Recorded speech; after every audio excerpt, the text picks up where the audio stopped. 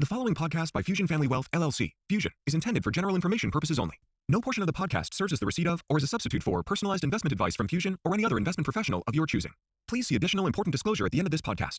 A copy of Fusion's current written disclosure brochure discussing our advisory services and fees is available upon request or at www.fusionfamilywealth.com.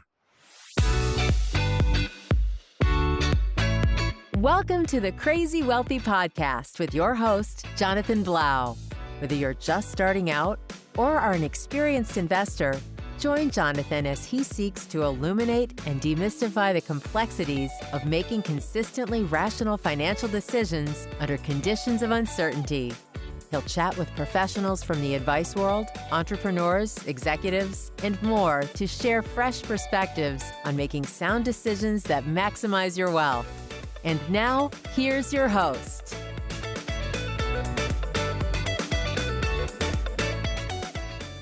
Okay, good morning and welcome to another episode of the Crazy Wealthy Podcast. I'm excited actually today to have my friend and a mentor to many in the business world of entrepreneurship, Rob Basso. Rob, welcome to the show. Thanks for having me, Jonathan. And what took so long? You know what? There were just there were too many options. And I wanted to make sure that by the time you came on, I had some sort of following because you're just too good to waste on the show when we only have 2 or 3 followers, which is my wife and my 2 daughters. So now that we've got my mother-in-law on, I figure now we can have us appropriate. Well, I'm glad to be here. Thanks for having me on, Jonathan. Thank you, Rob. So you and I, like my guest 2 podcasts ago, Cheryl Penny, have some things in common that are interesting as it relates to the narratives about how we grew up and the narratives that people would normally associate with people like us who succeeded as entrepreneurs and became successful in their own right. In other words, we didn't grow up with a lot on the table to begin with. So I always love those stories because I relate to them selfishly, but I think the audience does too. So I'd love to start by sharing your story. You founded Long Island Advantage Payroll. You made it very successful, competing, I guess, with the likes of ADP successfully, and then brought it all the way to a monetization event, and now you're post monetization, I guess, for the last 5 years or so. And living life well.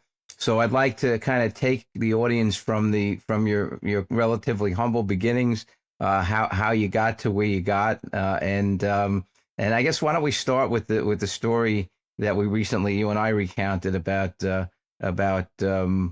start with how you grew up and then take it to the working in the deli story. Well, I'll give you the short version. The short version is, yeah, I grew up actually outside of Philadelphia and South Jersey, and my parents got divorced when I was very young. And what I'm finding is that's a common story a lot with successful entrepreneurs. And, looking back over those years, I think it's, an early life that you had to be resilient and figure out how to do things on your own. I had a, single mom with 3, teenage boys at one point. And, I had to figure out things for myself. And if I wanted something, I had to go get it. I mean, I remember when they allowed kids to actually have a paper route, I would have a morning route before school.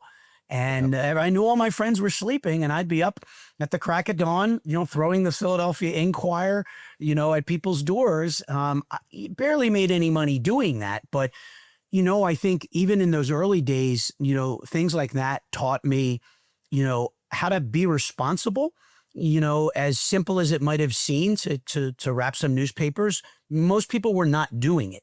And I know that if I wanted something and I wasn't going to get it from my parents, not because they didn't want to, because they couldn't. It was literally that simple. You fast forward, I went to college. I was a history education major. I was going to be a social studies teacher. Jonathan, I could picture, having the little patches on my shoulder, on my elbows and being like, I'm going to go to this classroom. I'm going to change these kids' minds. It didn't work out that way. I mean, I did my student teaching and I really liked it, But there was some deep reflection at that young age. And I was like, could I see myself showing up to this room, this, four corners in this little room for 30 years? And I think the answer was no. And I sought out on my own to figure out what I wanted to do. And I was working in a deli in an office building, and I wrapped my resume in all of the sandwiches that I made that week. And I could still picture them like pushing the mustard aside, being like, what is this? And I saw people picking the paper up and it was cut in half. And they're like, I have no idea what to make of this. But the cool thing is I got 4 or 5 job interviews and I got a job. I got a job working in a home health care organization.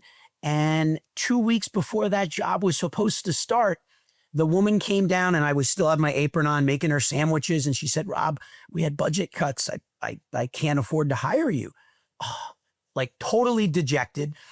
I said no to all those other people because I accepted a job. So there was no option. I was back in the deli again. And the woman came back to me 2 weeks later and says, my husband owns a payroll company. Do you want to interview? Jonathan, I don't even know what a payroll company was. I got paid cash out of the guy's register. And I'm like, I don't care. I need a job. And that's how I got started in my career. Yeah, it's a pretty amazing story. By the way, I just want to, you and I were talking earlier today about you having connection to Bayside, Queens, which, as you know, is where I grew up. Yeah. But the funny part of your newspaper story is similar. I was the same way. My dad, when I was 13, passed away. When I was 11, he was paralyzed. And so my mom was kind of just absentee. So I, like you, it was sink or swim. So you said it interesting. You said, I had to, if I wanted it, I had to do it. But you didn't. You were lucky. We either did it or we sank. We both were able to figure out a way to swim because we were forced to make that choice. And luckily we made the right choice. But I delivered newspapers. It was Newsday instead of what you delivered in Philadelphia. Oh, that means you slept in the morning because that was in the afternoon, I think, wasn't it? Was that in the afternoon? I'm not evading the question. I just don't remember. But what I do remember is I had my cousin's that was donated to me, his Schwinn 5-speed blue bike with tassels coming out of the handlebars and the banana seat. And I used to take that bike. I put a basket on the front, and I loaded it up with my papers. And then sometimes it wasn't enough room, so I would like figure out a way to split the route into 2. So I go back to get the other half of the papers, and then luckily I was in better shape those days, so I could go back and forth all day long. It didn't bother me. I had the basket on the front and one of those sling bags filled with newspapers. Right. So that's right. I think that's the only thing the Philadelphia Inquirer gave you was, here you are, Paperboy, you get a paper bag. By the way, this wasn't like the 50s. I grew up in the 80s. So it's like, this wasn't that long ago. And people think, oh, you delivered, they're thinking of the old newsboy standing on the corner with the little cap. That's not quite right. No, we weren't that generation. So one of the things I want to talk about to jump off of how you got into the payroll business, I just want to take one step back and talk about your book, The Everyday Entrepreneur, and the what you call applying the triple thread: ambition, confidence, and conviction. And you and I succeeded long before you wrote that book, right? So we didn't know about the triple threat, yet we succeeded. So I'd like you to take us through why you think you succeeded without having the knowledge you're able to impart today as a business coach and someone who wrote the book on this, and what kind of lesson that could teach people beyond what you write in the book, giving people a foundation now that you and I didn't have. So obviously the book was written after years of reflection of figuring out, how did I do this, and why did I do it, and what motivated me to do it. And when I really look back at the times that, I spent, struggling while I was building the businesses and moving along, I just used the word motivation. And like most people, I didn't always have motivation. Motivation, gives people that, false sense of security. What I really had was determination. I had determination and I had stick-to-itiveness. And I think that most people that try things for a certain period of time, And nowadays, it's like if it's not done in 6 months, oh my gosh, I give up. I move on to the next thing. Well, I didn't prescribe to that. I took, a lot of years getting good at my craft. And my craft might not have been payroll service. My craft might have been, connecting with other individuals and gaining their trust and having them buy products and services from me, regardless of what those products or services was. But the whole concept of that triple threat, really came about because those are the three adjectives that really any successful entrepreneur needs when growing a business, because you're going to come across significant failures. You're going to have these really low lows. You're going to have these really high highs. And how do you come off those highs, when you have a drop to the bottom in a month or two or even a year? Not every year I was in business was the most spectacular year ever.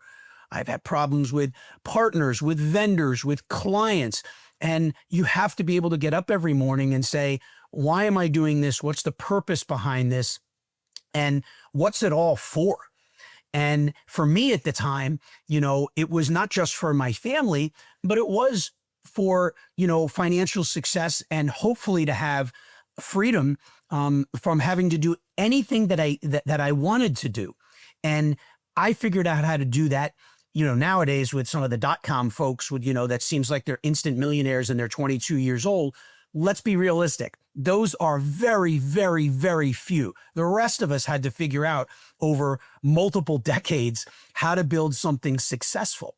And when it was time to exit, Jonathan, I was nervous.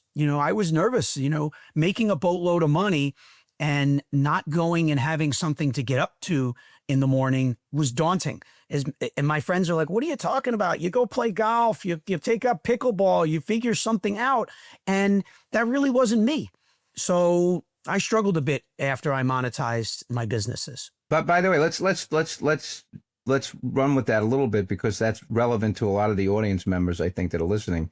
One of the things that I've learned as a behavioral specialist is no matter how much money anybody receives from a monetization event, they're all faced with the same emotional roadblock. And that is, for the first time in their life, they might have all this money, but it's also the first time in their life that they're relying on an intangible to provide them with their sustenance, with their standard of living money. And that's very scary. So if someone could have 50 million, 20 million, 100 million, and they're still nervous because of what I just described. So if you can relate how that may have impacted what you were feeling when you got your money and you said, "Hey, I have it," but how did you sense that same roadblock? Well, I had two exits in 2.5 years. My big company was in 20, and barely 2 years later, I'd built another one and sold that to a separate public company. So I had some history with the bigger one, but the in-between time, there was almost like it didn't happen for 18 months or so, because I was still busy building another business. I went right out of one, right into another, which was probably a mistake mentally, but it gave me something to focus on. But, if you look at the two events, because they were closely aligned, really close enough together to say it was a similar or the same event, afterwards, there wasn't this big sigh of relief, like, oh my gosh, now I can do X, or now I can do this. It was more, dare I say, it was a depression almost. And people that haven't experienced it might not get it. And they might think, oh my gosh, you have all this cash and you don't have to get up in the morning. You can do this. Sometimes when you have choices, it creates anxiety. And that anxiety of having all these choices, literally the world is your oyster type of choices, it doesn't make it any easier. And I know some of your listeners like, that's ridiculous. I would retire. I would do this. Let me tell you, when and if it happens to you, and I hope it does, you will probably feel the same exact way I did, where you're a little lost. Yeah, So they will. By the way, it's the same kind of thing that you see. We default, because of all the choices, to no choice sometimes. So, for example, when people go into their 401k plans as a new employer, and they have all these choices, too many choices, 50 things. What they do is they end up putting it all into money market because they just, and that's what happens in life. When we're faced with all these choices, I'm just going to sleep all day because I don't want to do any of these. I don't want to pick. Now, one of the things that I always take pride in is when I have someone like you who decided to reach out post monetization, and you need to figure out who's going to help you so that you can feel secure with your investments and what you need to do to sustain what I always say, to make sure you don't run out of dollars before you run out of heartbeats. That's the main goal of everything we try to help. But the fact that you and I got to know each other a little bit, and I feel like one of the things I try to do for all the people we help is not to sell them on the idea that we're going to find these great investments, Rob, and you're going to make more than the S&P every year, and you're going to be great, because that has nothing to do with anything. What it all has to do with in helping people is making sure that they can, one, stay with the plan that's going to give them the highest probability of not running out of dollars before heartbeats. But my second, and I think equally important goal, at least in my practice, is doing that for them with as few sleepless nights as possible. And the only way to do that, and I'd like you to comment on it, because now you've been working with us for a few years, is have we succeeded, at least with you, in that second goal? Because that's important to me. Getting you there to me is easy, but getting you there comfortably is what I think we try to do, that helps our clients in a way that they're not getting at the Merrill Lynch's and the Goldman Sachs's of the world. Well, Jonathan, it's a good question. And what I found is having this long-term financial plan was really no different than the plans that I made with my businesses. We had marketing plans, we had operation plans, we had growth plans, we had concepts that we wanted to fulfill. And that took steady, consistent effort, for forward motion. And that's what you've really instilled in me, that it's not entirely different. Meaning, why was I struggling, and why do a lot of people struggle with it, when it's kind of what they've done before? But because it's all new, and it seems like you're creating and getting this income from not doing anything, literally not doing anything. And while that sounds like a dream, it's weird, because to live the life you lived prior, you had to do stuff. You had to. Otherwise, that financial existence did not actually occur. So to receive remuneration without seeming effort, you have to constantly remind yourself you worked the last 25 years to get to this point. So there was solace in understanding that you've done this with other clients.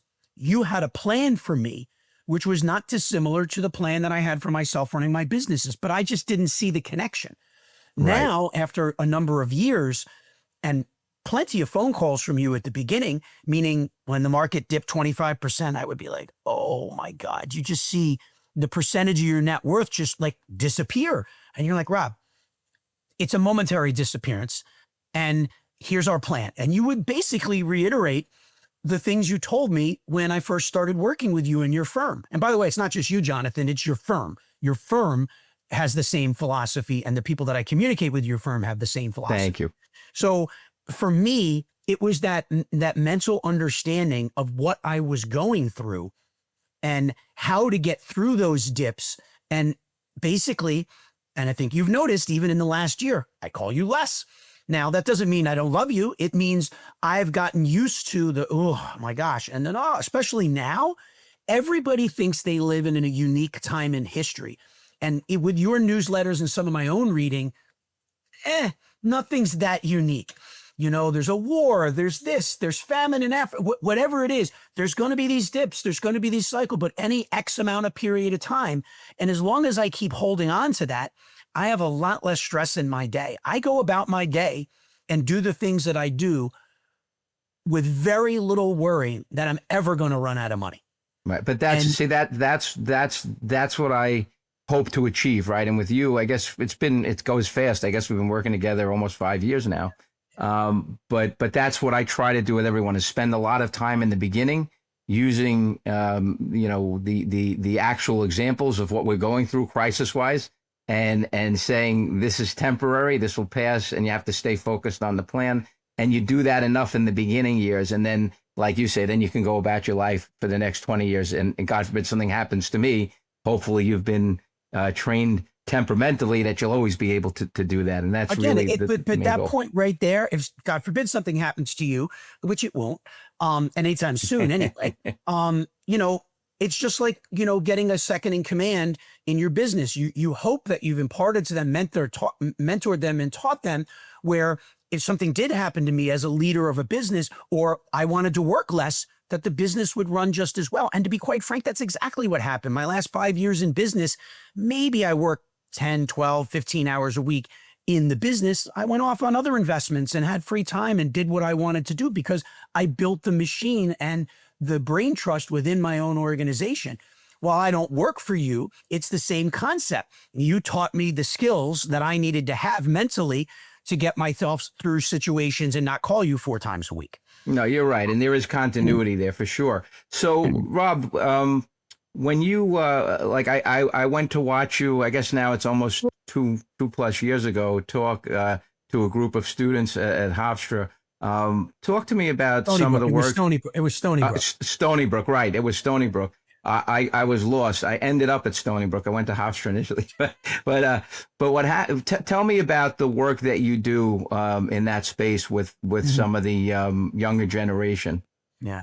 Well, I think what a lot of universities do really well is they teach the basics. They teach them, especially the business students, they teach them the basics that they need to know. And they're getting much better lately in the last handful of years at giving them real world experience of what it's like to really start a business, to grow a business, to exit from that business. And what my talks usually encompass is my story arc, the ups and downs and the trials and tribulations that happen to an entrepreneur along the way. And what I found was it resonates really well with these young people. And I pay attention when I'm giving a talk. I see who's focused. I see who's on their phone. And, the goal as a professional speaker also is to make sure that you have an engaging enough topic and an interesting way to deliver it that people are engaged in paying attention. But for me, it's exciting because of the people that want to talk to me afterwards. And usually I can tell how well interested they are in a topic or discussion by how long the line is to have a conversation with me. And if you've got 60 or 70 kids waiting to talk to you about what you just said, number one, the university probably did a right job of teaching these kids the basics and figuring out, okay, we're bringing these speakers to you for a reason. You should soak up all the information and knowledge. And believe me, I never had all the answers for these young professionals up and coming. I had my viewpoints and the way that it worked for me. It doesn't mean that's the way it'll work for them. Things are changing and constantly changing. And I mean that in the workplace with the advent of AI, just all of the things that were different than when we came up. I mean, Jonathan, I remember when we went to college, there was no computers, there was no internet. That's Maybe right. you had a No. Commodore or a word processor, but the internet didn't come about till the end of my college career. I didn't even have a cell phone till a year and a half after I graduated. The young professionals now have a ton more to navigate. And I'll contest it's probably a little harder for them now than it was for us, because it's not just about their own steam and ambitions. It's about being able to juggle the significantly changing environment that we have right now. 100%. And it's funny. I remember in college, Rob, I had WordStar, which was a little floppy disk that I put into the computer. And I was at the time, I was an intern at Lehman Brothers in 1988, and Smith Corona was doing a secondary offering. They were issuing more stock to raise some money. For those who are listening and don't know what a secondary offering might be. And I was in the morning meeting as an intern. I was allowed to go to these morning meetings. So they were presenting this word processor as this, the improved version of it. And this is going to be great. And we're raising money, we're investing. And no one asked questions. There were 30 or 40, what they called stockbrokers those days in the room. Mm-hmm. And I, this little peon intern, I had a question. It was a real question. I wasn't trying to be a wise guy. I said, I'm in college right now, and I couldn't afford one of these. I think it was $350 at the time, one of your word processors. And I'm sure there's a lot of students, most of them are probably similarly situated, where they can't just plop $350 on a word. But I can take a floppy disk called WordPerfect, and put it into the computer that I'm presented with in the library without any charge. Yep. Why am I not going to do that?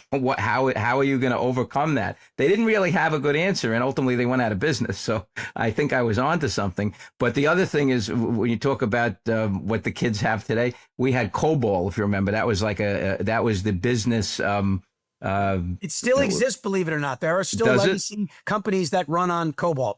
Yep. It's so funny. So I learned that stuff. But I guess the main point of bringing that up is, you and I lived through all of that, as these kids will live through what they're going to live through, technological change and advancement, except I think for them it's going to be much more rapid, right, than it was for us. But you have to be able to operate successfully in the face of all of these changes. And I think it comes down to what you say. You have to be ambitious, you have to persevere, and you have to have all of those tools always working. And the other stuff just comes and goes, right? But if you have the basics, I think you'll always succeed.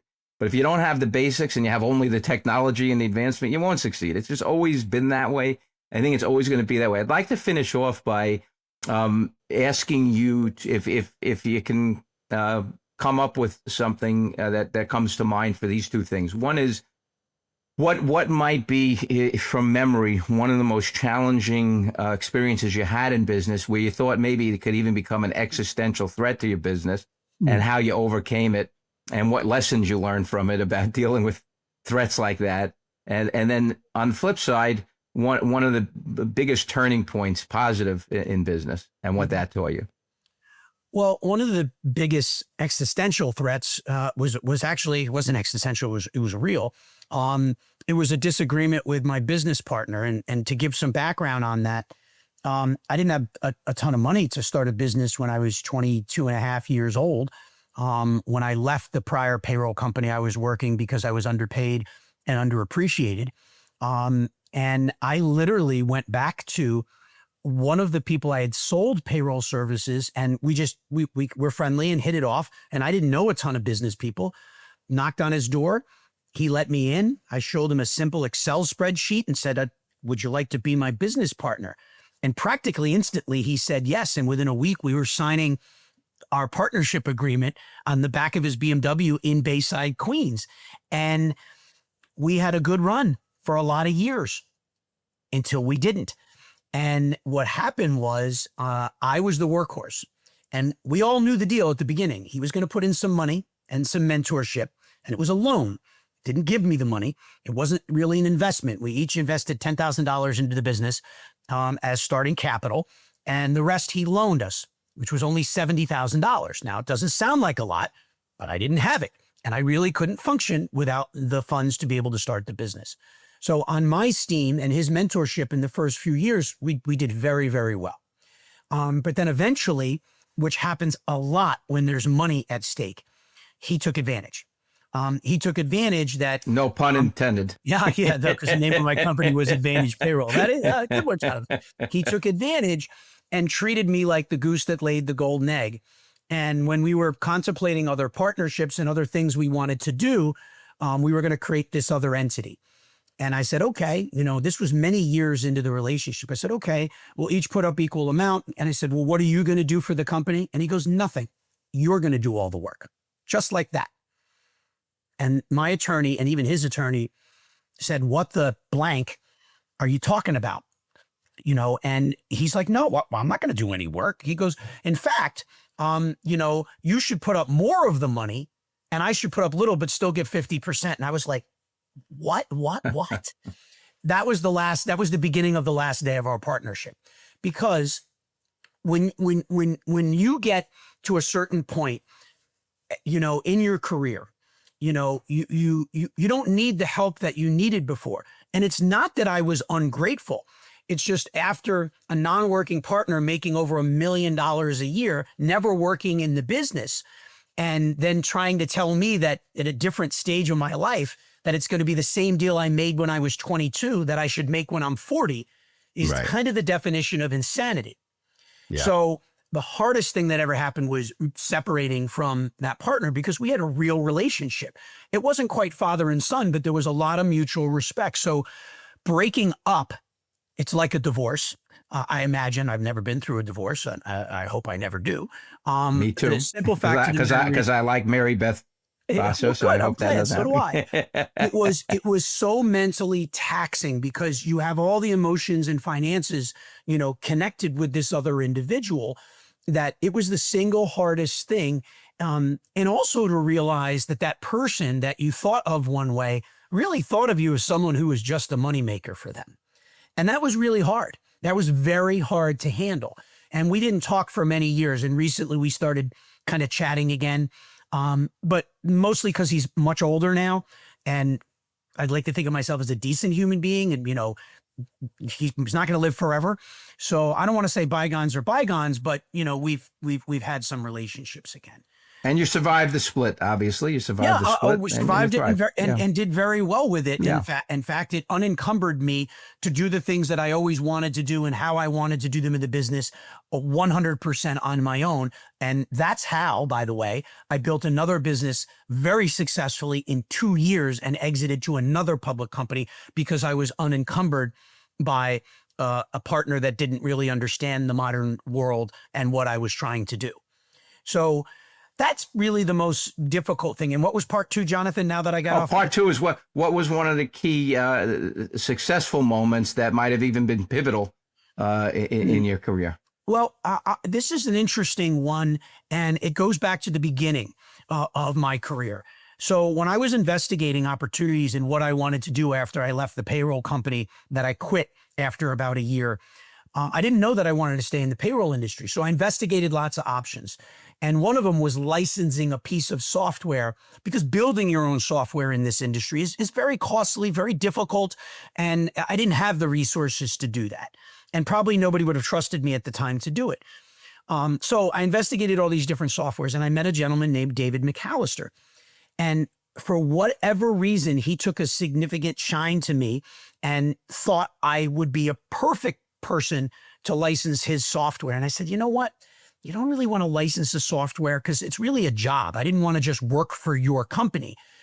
He helped me convince the CEO of this company to not just work for them, but make a deal that said, if I did X in a certain period of time, he'd let me buy the whole thing back from him. Now, I couldn't believe we were even negotiating such a deal, but I knew that the minute that leader of that company made that deal, that I was going to get that company back and I was going to end up buying it. And the moral of this, and by the way, I did, and we totally crushed whatever goals he wanted to put. And that's how I really got started on my own journey in less than 18 months.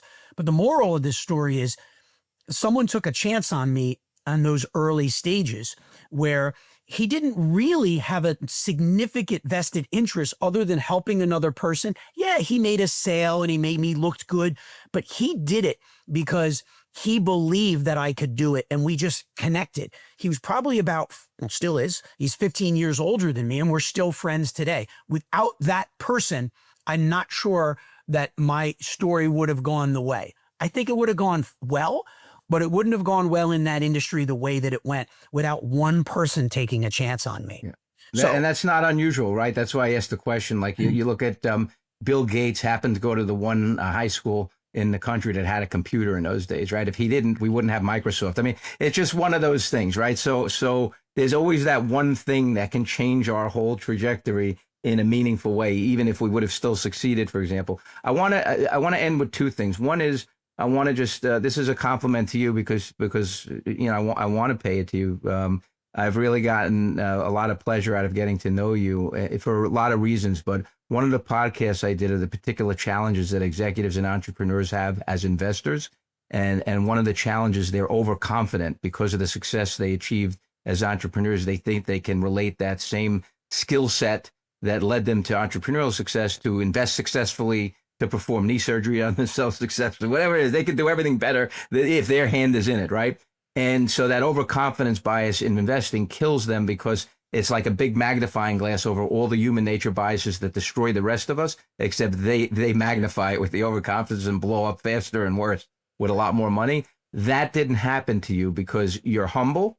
You didn't look at your portfolio as, hey, this thing isn't doing well, let's get rid of it, this international, and let me put it into the technology piece, because the international is a bad division of my business, and this is good. You were able to not go down that path, which is, so you're among the minority of entrepreneurs that succeeded that I can actually help, to be candid, because of your humility and because of the fact that you didn't develop that overconfidence. And I think it comes in large part because of how you grew up, but it also shows in that you give back to the community, to the younger generation. You wrote your book. I didn't think you wrote your book to get rich. You wrote your book to share with people what your knowledge was, to help them. So let me segue that into talking. You just close off by talking about your business now of helping people as a coach, and how that works, and how people can find out more about it. And then anything you'd like to say in addition to that about the book, or anything else relating to how you help people. Well, I've got 3 areas of my consulting practice now. And one of them is direct CEO, president, founder, owner coaching. And what I discovered is that while I believed I was a good leader and led a good company, there wasn't a lot of formalization of how to get somebody from point A to B to C to their specific goal. It happened, but it didn't happen in a codified way. So what do you do when you have a lack of knowledge? If you really want to be good at something, you go back and you get educated. So I took 6 months worth of coursework to learn how to codify the things that I kind of already knew how to do, to walk people through a process, a tried and true and proven process to get what they want out of their life and their business. So that's one piece of it.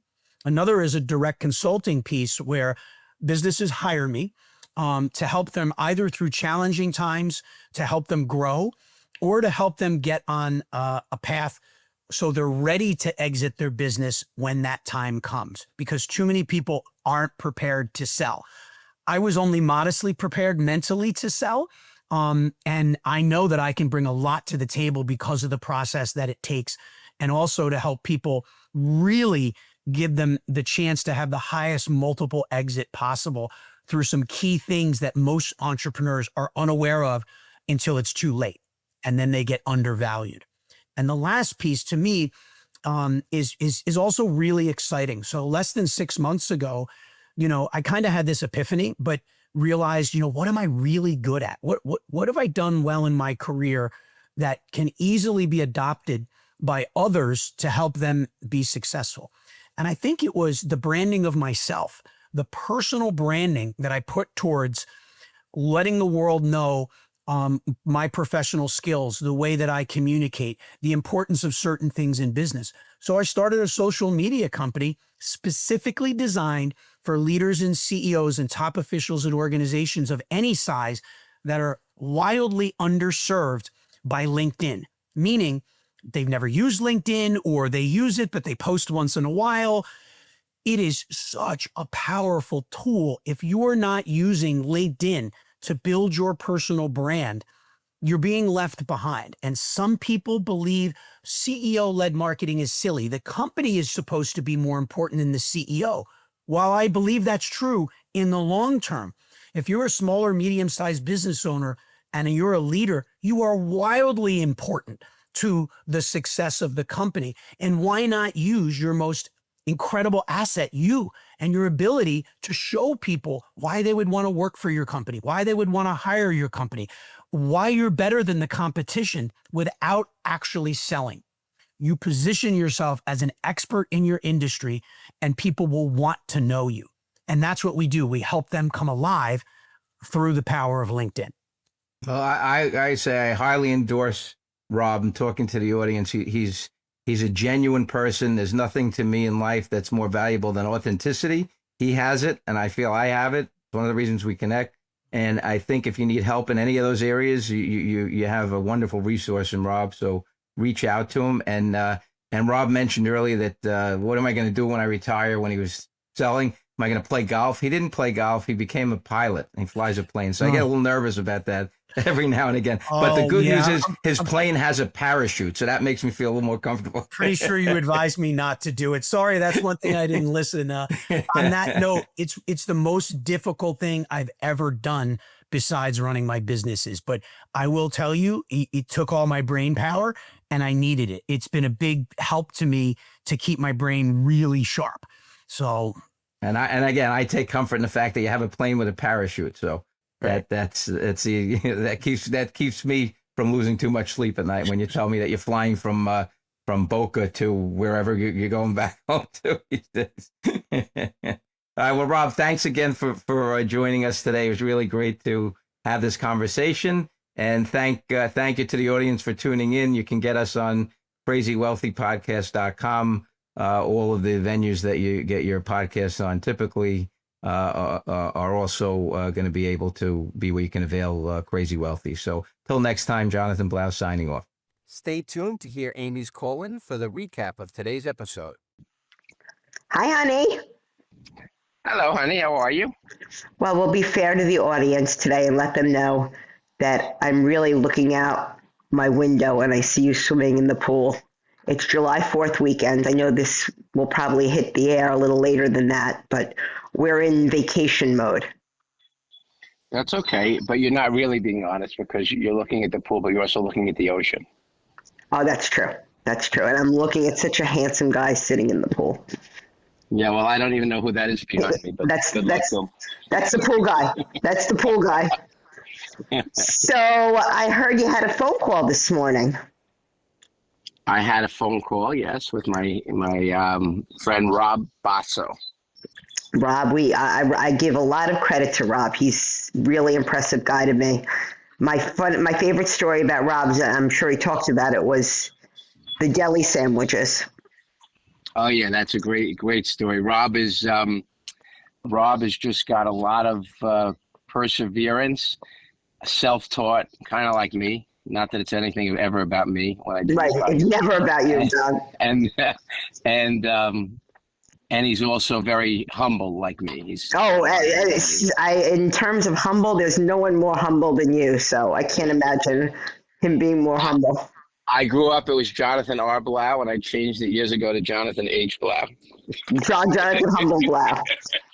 The funniest thing about that deli sandwich story is, if we told it to any one of our children, or I shouldn't say any one, but most children of this generation, if you told them that story, they would look at you like you had 9 heads. Well, there's most stories that you would tell our kids about anything having to do with creativeness and ingenuity as it relates to seeking job opportunities. They look at you like you have 5. In fact, just telling them that you sought job opportunities might have them look at you like you have 5 heads. It's true. Not this whole generation, but a lot. Yeah, I agree. Anyway, so what were your takeaways from your conversation with Rob?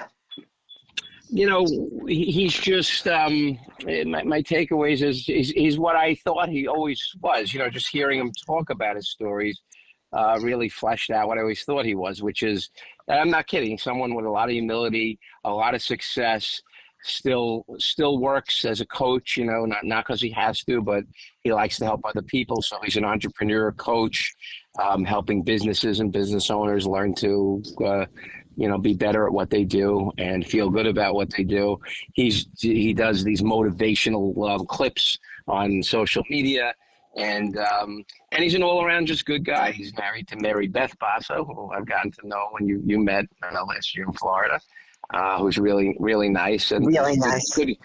Good family man. Just all-around good guy. And he continues to go through life, like enjoying life, but still challenging himself, which is... Well, sometimes he enjoys life a little too much because he scares me with that airplane. Yeah, but the one good thing about his piloting is that he has an airplane with a parachute. All right, that makes me feel very, very safe. I mean, it makes me feel safe for him. I still wouldn't fly it. Right. No, and I'm in fairness to the audience, I do know Rob pretty well, so I'm not speaking without having had conversations with him before. I do know that he's also very into mentoring the next generation.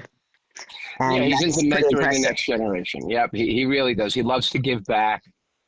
We talked about his presentation a number of years ago at Stony Brook, which I went to, just to watch him speak, and there really was a lineup of people in the audience, students, to ask him follow-up questions, and his stories are just very relatable, and it makes you feel like if I could do it, you could do it. That's how Rob presents himself, and I love the fact that he has a connection to Bayside, Queens. He also was a paper boy like I was. He delivered the Philadelphia Inquirer, I think, and I delivered Newsday. So anyway, it was a fun and I think enjoyable for the audience who's going to listen to a podcast. And that's it. I'm looking forward to having it air in another week or two. So what is his biggest piece of advice? Because he's been successful, and obviously you've been very successful. Having talked to him, what was his biggest piece of advice? I don't know about biggest. I don't know if I call his biggest piece, but what he said that made sense to me, that just is simple but resonates, is everyone expects, if they're going to try something, if it doesn't work in the first month, they're going to try something else. He said how it, spent years perfecting, in his mind, his craft to be able to succeed with it in business, not months. And you have ups and downs every year, or every month isn't a good month. You have to accept that that's going to be the case. Much like I teach my investors to accept that you're going to have temporary declines. The declines come frequently, sometimes deeply, but always temporarily. And you have to learn how to live with that and continue to operate effectively. Same thing with business. That's how Rob is. You're going to have disappointments. You're not going to succeed in a month or two. It could take years. Keep going. And that to me is what I would say in answer to your question. Now that you say that, that's kind of like marriage also. It's been 30 years and I'm still waiting. Like I'm going to be perseverance, and I'm going to tough it through. I know the good times are coming. No, marriage to me, it's like karate. I've just built a resistance, right? So nothing hurts me anymore. And on that note, everyone, I hope you guys had a great 4th and that you're having a great rest of the summer, and we'll speak to you again. All right. Until next time. Thanks. Thank you for tuning in to another episode of the Crazy Wealthy Podcast. For more insights, resources, and to sign up for our newsletter, visit crazywealthypodcast.com. Until then, stay crazy wealthy.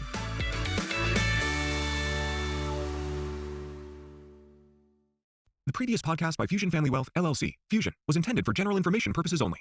No portion of the podcast serves as the receipt of or as a substitute for personalized investment advice from Fusion or any other investment professional of your choosing.